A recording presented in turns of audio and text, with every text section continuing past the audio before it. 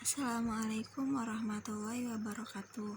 Di sini saya akan membahas mengenai kebenaran dan sikap ilmiah. Di sini ada macam-macam kebenaran. Nah, yang pertama yaitu kebenaran metafisik. Nah, sesungguhnya kebenaran ini tidak bisa diuji kebenarannya berdasarkan norma eksternal seperti kesesuaian dengan alam, logika, deduktif, ataupun standar-standar perilaku profesional. Kebenaran metafisik merupakan kebenaran yang paling mendasar dan puncak dari seluruh kebenaran. Karena itu harus diterima apa adanya. Misalnya, kebenaran iman dan doktrin-doktrin absolut agama. Yang kedua yaitu kebenaran etnik. Kebenaran etnik merujuk pada perangkat standar moral dan atau profesional tentang perilaku yang pantas dilakukan.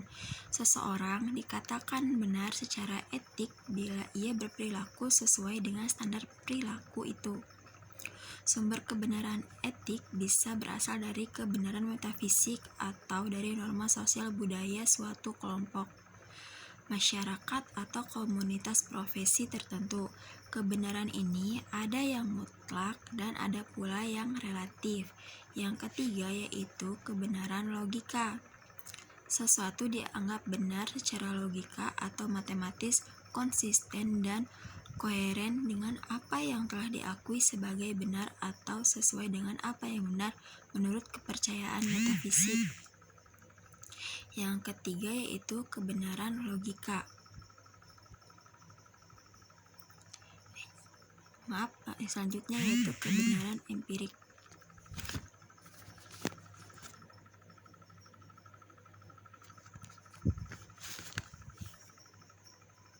Nah, kebenaran ini yang lazimnya dipercayai melandasi pekerjaan ilmuwan dalam melakukan penelitian sesuai dengan kepercayaan, asumsi, dalil, hipotesis, dan proposisi. Dianggap benar apabila konsisten dengan kenyataan alam dalam arti dapat diverifikasi, dijustifikasi, atau dikritik. Yang selanjutnya yaitu teori kebenaran. Yang pertama ada teori korespondensi. Teori korespondensi menyatakan bahwa kebenaran adalah kesesuaian antara pikiran dan kenyataan teori. Adapun moto ini adalah truth is fidelity to objective reality. Kebenaran setia atau tunduk pada realitas objektif. Implikasi dari teori ini ialah hakikat pencarian kebenaran ilmiah bermuara kepada usaha yang sungguh-sungguh untuk mencari relasi yang senantiasa konsisten. Teori ini erat hubungannya dengan kebenaran empirik. Kemudian ada teori konsistensi. Teori ini berpendapat bahwa suatu kebenaran apabila ada koherensi dari arti tidak kontradiktif pada saat bersamaan antara dua atau lebih logika. Kebenaran terjadi jika ada kesesuaian antara pernyataan saat ini dan pernyataan terdahulu. Sumber kebenaran menurut teori ini adalah logika manusia secara inheren memiliki koherensi. Teori koheren bermuara pada kebenaran logis. Yang selanjutnya yaitu teori pragmatisme. Teori ini berpandangan bahwa kebenaran diukur dari kegunaan dapat dikerjakan dan pengaruhnya memuaskan. Kebenaran mengacu pada sejauh manakah sesuatu itu berfungsi dalam kehidupan manusia. Yang selanjutnya yaitu sikap ilmiah. Sikap ilmiah yang dimaksud yaitu seperti sikap skeptis, artinya adalah menyaksikan setiap pernyataan ilmiah yang belum teruji kebenarannya. Kemudian sikap ingin tahu, yaitu sikap ingin tahu ini terlihat pada kebiasaannya bertanya tentang berbagai hal yang berkaitan dengan bidang kajiannya. Yang selanjutnya yaitu sikap kritis. Nah, sikap kritis ini terlihat pada kebiasaan mencari informasi sebanyak mungkin berkaitan dengan bidang kajiannya untuk dibanding-bandingkan kelebihan dan kekurangannya, kecocokan tidaknya, kebenaran tidaknya, dan sebagainya. Kemudian yaitu sikap terbuka. Nah, sikap terbuka ini terlihat pada kebiasaan mau mendengarkan pendapat, argumentasi, kritik dan keterangan orang lain, walaupun pada akhirnya pendapat, argumentasi, kritik, dan keterangan orang lain tersebut tidak diterima karena tidak sepaham atau tidak sesuai dengannya. Yang selanjutnya yaitu sikap objektif. Sikap objektif ini terlihat pada kebiasaan menyatakan apa adanya tanpa diikuti perasaan pribadi. Kemudian sikap rela menghargai orang lain. Sikap menghargai orang lain ini terlihat pada kebiasaan menyebutkan sumber secara jelas sekiranya pernyataan atau pendapat yang disampaikan memang berasal dari pernyataan atau pendapat orang lain. Kemudian yang selanjutnya yaitu sikap berani mempertahankan kebenaran. Sikap ini nampak pada ketegaran membela fakta dan hasil temuan lapangan atau pengembangan walaupun bertentangan atau tidak sesuai dengan teori atau dalil yang ada. Nah, yang selanjutnya itu sikap menjangkau ke depan. Sikap ini dibuktikan dengan selalu ingin membuktikan hipotesis yang disusunnya demi pengembangan ilmu bidangnya.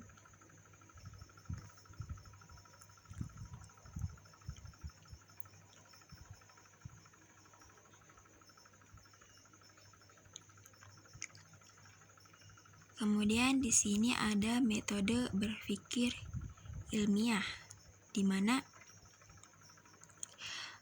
berpikir ilmiah itu ada dua metode. Yang pertama berpikir induktif, yang kedua yaitu berpikir deduktif. Nah, berpikir induktif atau kita juga bisa menyebutnya dengan berpikir induksi. Nah, yaitu suatu cara menganalisis ilmiah yang bergerak dari sesuatu yang bersifat khusus kemudian ke umum. Misalnya, kita tahu gitu ya bahwa gajah memiliki mata, kambing juga memiliki mata, dan demikian pula lalat memiliki mata. Dengan demikian kita dapat menyimpulkan bahwa secara induktif bahwa semua hewan memiliki mata. Kemudian berpikir deduktif yaitu cara berpikir dari hal umum ke yang khusus. Contohnya adalah misal semua manusia bisa mati. Nah, Socrates adalah manusia. Kemudian kesimpulannya itu jadi Socrates juga bisa mati.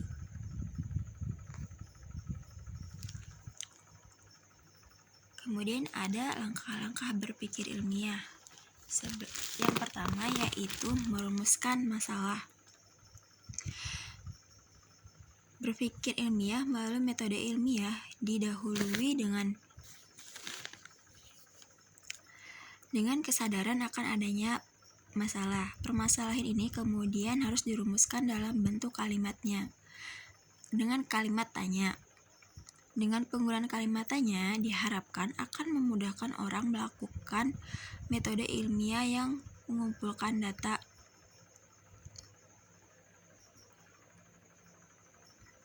Untuk mengumpulkan data yang dibutuhkannya. Menganalisis data tersebut kemudian menyimpulkannya. Perumusan masalah adalah sebuah keharusan. Bagaimana mungkin memecahkan sebuah permasalahan dengan mencari jawabannya bila masalahnya sendiri belum dirumuskan?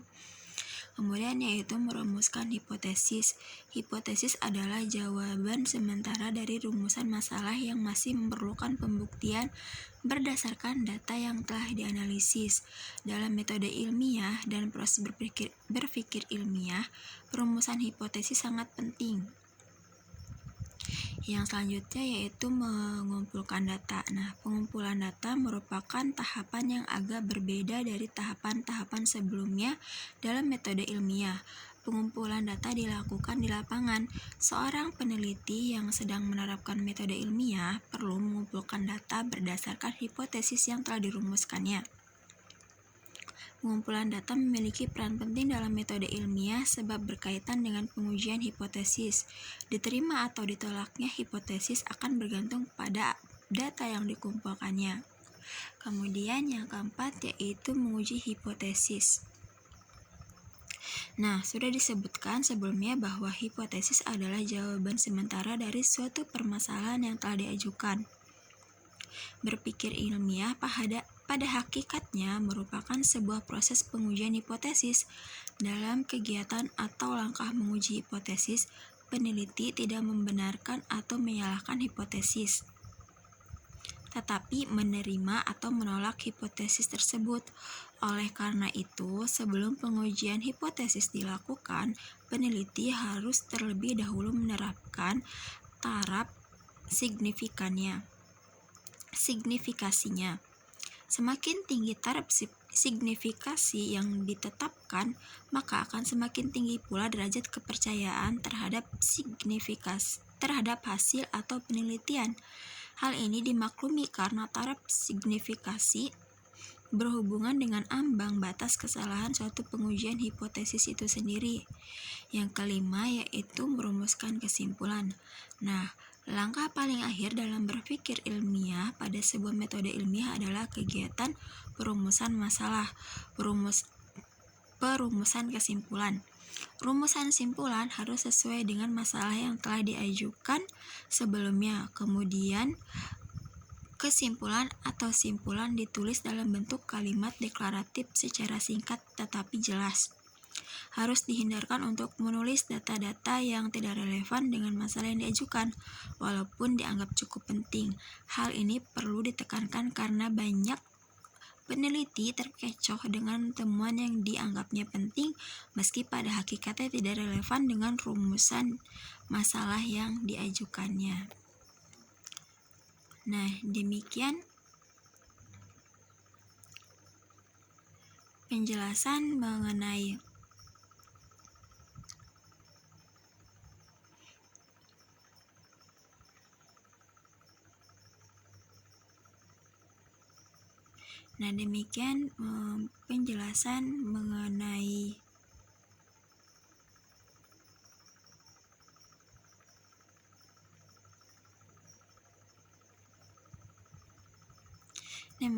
penjelasan mengenai kebenaran dan sikap ilmiah. Kurang lebihnya saya mohon maaf. Wassalamualaikum warahmatullahi wabarakatuh.